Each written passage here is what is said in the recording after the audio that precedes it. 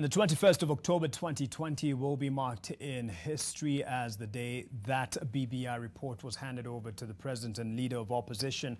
A journey that started in another historic day, that is the 9th of March 2018. A day many would argue portends some hope for the nation, change of fortunes. Soon after that handshake in March of 2018, there was the task force that was formed, a team that has delivered after research, talking to people around the country. They say they've come up with the report that was given today. Of course, we can't mention everything page to page, but we could start somewhere with a conversation. And as Dan Mwangi has reported, there's a lot of politics to talk about in this particular report, and that's where we start tonight. We had invited the Suna East Member of Parliament, Junet Mohammed, as well as the Nandi Senator Samson Cherargei. Well, Samson Cherargei has joined us in studio, gracious enough to do so after a long journey, but the Suna East Member of Parliament is MIA. We're still trying to get a hold of him. Our colleague in Kisumu, where they were going to link up for a live link, has tried to get a hold of him to no avail. But still, the conversation must continue. And so thank you, Senator Cherargei, for joining us this evening. And as I've just mentioned, March 2018, historic day. What would you describe 21st October 2020 in regards to the BBI as? Thank you, and good evening, Mark, and thank you for having me at this day that the famous and infamous BBI report was being launched after the handshake that happened around 2 to 3 years ago. And nothing new, and there is a reggae song now that everybody is using the bravado of reggae.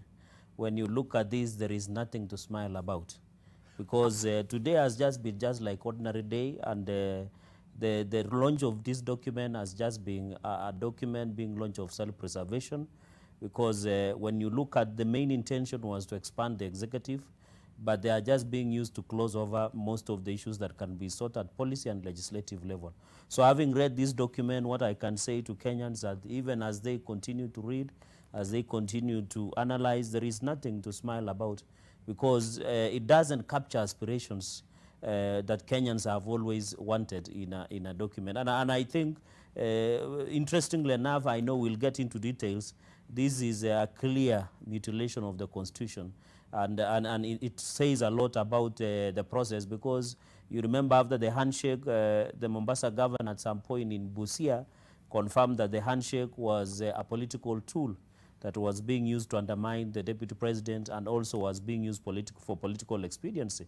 And you remember the former prime minister today in his opening remarks that it is him and the president who sat. So this document is not aspiration of 47.6 million Kenyans, but it is a gentleman's agreement that that being tried to for self-preservation. And of course, Senator, if you will allow me to interject there, and you talk about the genesis of this, and that's the handshake, and it could be argued in other quarters that the end justifies the means, if indeed it is for the greater good of the nation. You've spoken about the executive, an expansion, proposed expansion of the executive, and a different look that it would have if this document comes to life and realization. But there are other areas that were jotted down in terms of dealing with the issues that have historically dealt us a big blow and just held us back from development. There's corruption. There is dealing with lack of national ethos and devolution, perhaps even adding some of the resources that get to the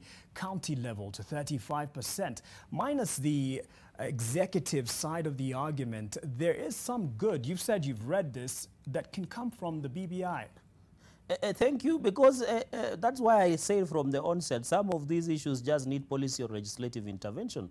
Look, under Article 10 on national principles of good governance and national values, you will read that in that there is the issue of patriotism, there is the issue of inclusivity.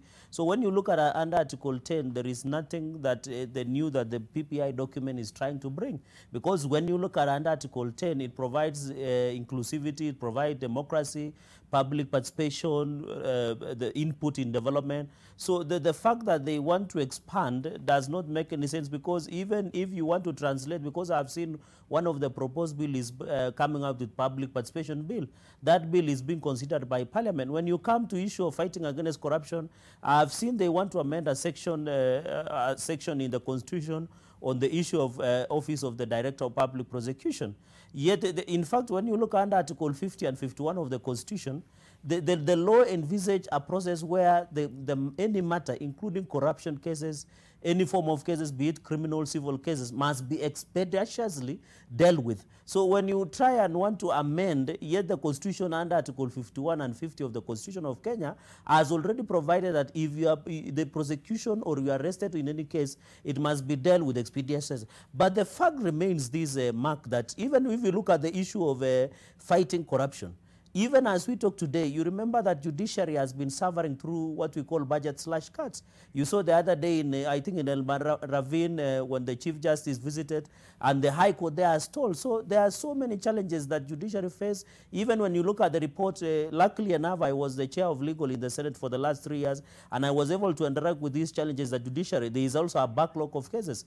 Kenyans are filing up to 400,000 cases. Kenya is a litigious society, which is very good. But yes, you must look that there is backlog, there is issue of staffing, there is issue of budget cuts. Yet you remember even the judiciary had to come to Parliament to beg for money. So if you are telling judiciary, can you expeditiously dispose of corruption cases, yet you don't facilitate them, then what are you saying? By putting just on the Constitution, does not... The second one you have asked about devolution, and of course as a senator, there is a link, and I would have expected the Senator Haji-led team to have been very considerate, especially by providing a distinct role between the National Assembly and the Senate. They have refused. They have just left at that. You remember last year, part one, the Senate moved to court to challenge some of the legislation that was being passed. So the issue of devolution, secondly, it is good thing that it has increased from 15% to 35%. But the elephant in the room, even as we talk today, county governments have not been able to receive their full amount of money from even the last financial year. You remember even they have received even the first quarter. If I may interject at this point, that is one of the issues that they are trying to solve, at least with the proposal that's seen in this BBI report, especially when you talk about BBI.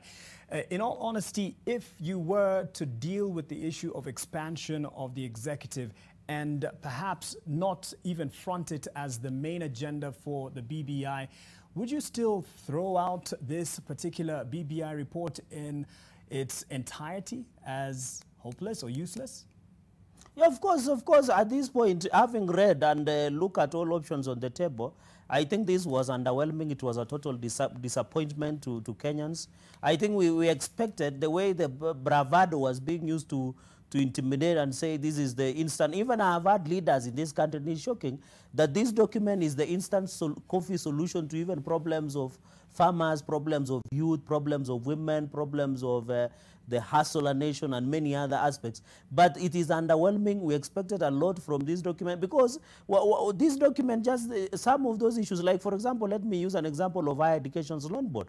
That issue is an issue that they are requesting that there should be a grace period of 5 years because most young people, as you know, 1.3 million Kenyans, according to the population census of 2019, most of them have university education, yet they cannot access job. You have almost 1 million, both in university and technical university that we have in this country. So the challenge is the non-availability of opportunities in the country. And mark you, more than 14.1 million Kenyans either have left school midway or 7.1 did not meet according to population census of 2019. So these challenges are just need what we call policy directions and legislative intervention.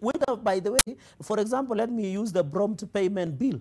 That bill is in the Senate, is being considered at the moment. So all these things that I think I can say at this point, and I say in the morning during the show of NTV Sasa, that there is a hidden agenda, and the only way that these people had to run away was to gloss over with other issues and bring an expanded executive by raising issues that would have been dealt at different level. So all those issues that have been raised at this document, I don't think it warrants any constitutional amendment. It does not warrant a referendum. It just needs policy and legislative intervention, which are midway. Finally, allow me to say this on devolution. Even if today you amend that 35% of latest audited accounts that money should be taken to counties. You have not addressed the elephant in the room of issues of FMEs, delayed disbursement by National Treasury to the counties. How will you address that? Senator Cherargei, apologies, but I have to cut it short at this point because of time. And also unfortunate that for this conversation, I'm sure you're really geared up and ready to face off with Junet Mohammed.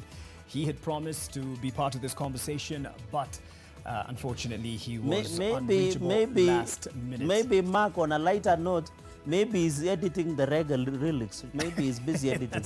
Okay, let's not put that on.